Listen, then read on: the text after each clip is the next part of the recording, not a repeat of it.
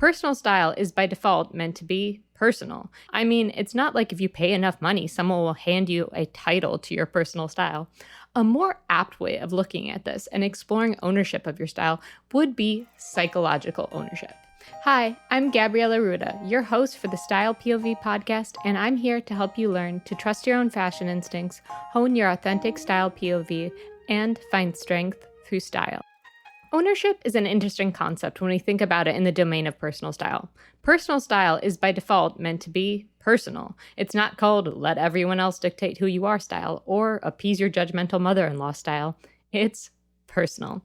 But I think taking ownership of one's style is an even more challenging concept. And in this episode, we are going to talk about owning your style and what that actually means, the role of a professional stylist and when they can hurt or help your style journey, and the impact of MacGyvering your own unique style POV. Now, not to bore the pants off you, but Webster Dictionary defines ownership as the state, relation, or face of being an owner, which I find to be overly generalized and not completely relevant when forming thought processes around your personal style.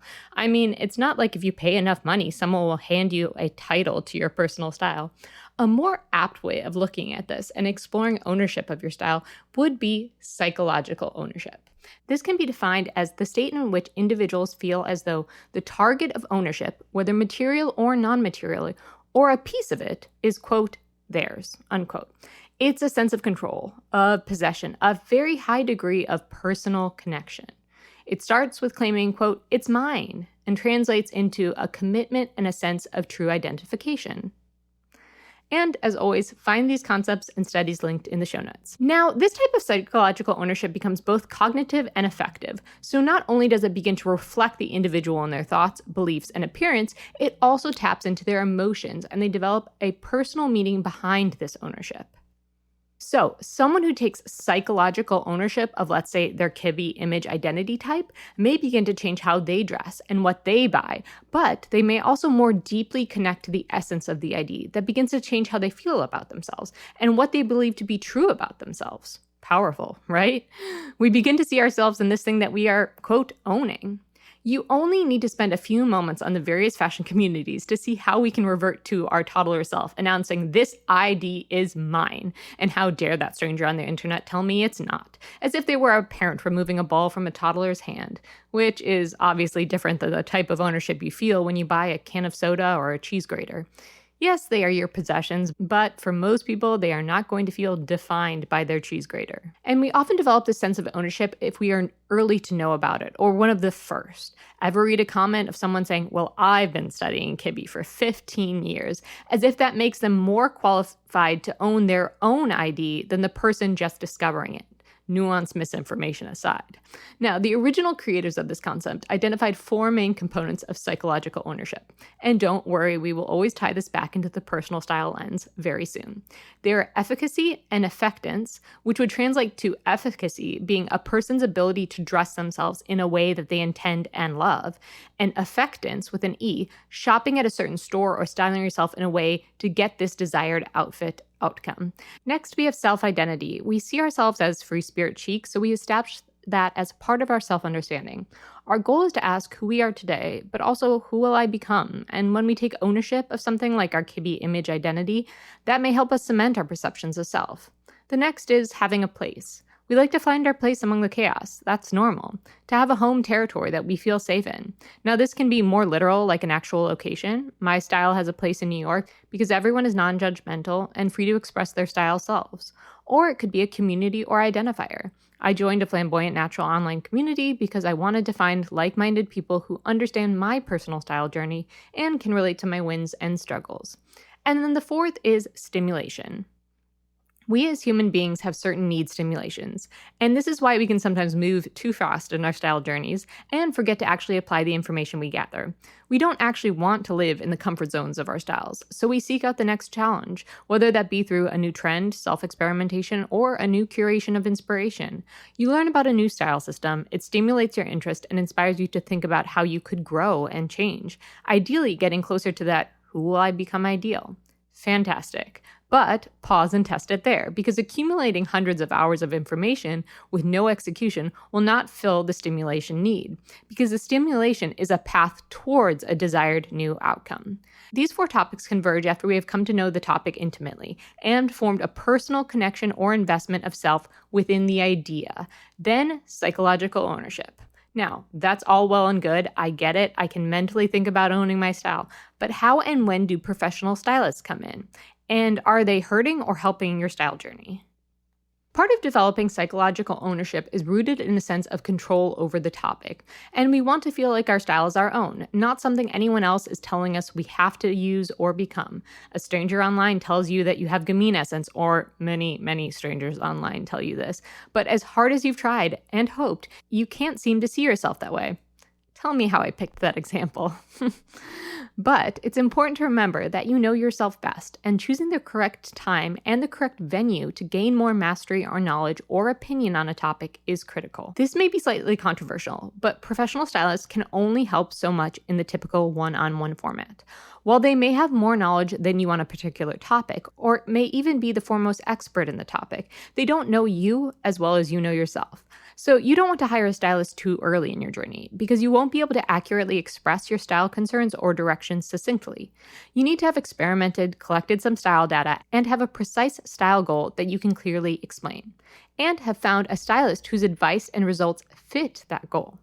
Similarly, you don't want to hire a stylist to confirm what you already know. I know it's so tempting to get a formal name for your body type, but if you like where your style is going and how you are building outfits, then nomenclature shouldn't really move your style needle. And in fact, instead of one-on-one sessions, I wish more stylists would do workshops where they style many people and we can see different evolutions and different ownerships of style being logically presented and thought out. This allows you to see what is possible and creates an expansive mindset around outfit building, because that advice that was given to person A might help person C just as much. Which is why I do those build your outfit from your style parameters YouTube videos, because it shows you my process so that you may uncover a new process for yourself. So personal stylists can be incredibly helpful along your style journey, but we want to involve them at the right time. If you think about your style journey as a circular chart, starting with acquiring foundational fashion knowledge, moving on to 2, applying that knowledge into your daily outfits, moving on to 3, evaluating that data, and then finally moving on to 4, your style evolving, we want to hire a stylist potentially between the evaluation phase, 3, and right before our style evolves, 4. This allows us a very firm understanding and goal, but maybe requires a professional to fill in our education gaps and help us get to that, quote, style evolves 4th phase. Then, spoiler alert, a new style goal is eventually unlocked and the cycle starts all over again. Check the show notes if you want a visual of this. So owning your style or elements of your style toolbox, important. Hiring a stylist you respect, enjoy their results and explanations, and at the right time in your style journey, great. But what about all the other moments of your style? How do we train ourselves to trust our own fashion instincts and believe we can achieve our dream styles? Well, we are going to learn to MacGyver it.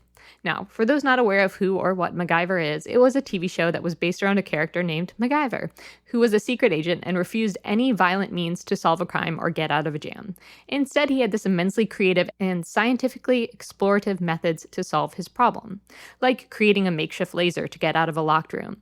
It was creative, engaging, and thought-provoking. There was a value pillar he lived by, to not use violence under any conditions. There was creative problem-solving. How can I use a lamp, a mirror, and a glass cup to get out of this room? He made what he had work for him. So why am I rambling on about an old TV show, and how does that relate to your style journey and ownership? This is why I harp on you to create your own style toolbox. Episode 1 if you need a refresher. Your style toolbox is all the information you find value in and are customized for your needs. And they should help you find the creative solution to, quote, get out of the locked room, unquote.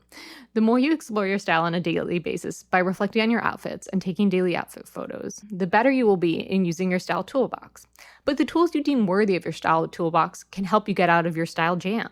Your style toolbox can't be every style system you've ever studied, or every tidbit of advice for each of those systems, stuffed into a metaphorical box.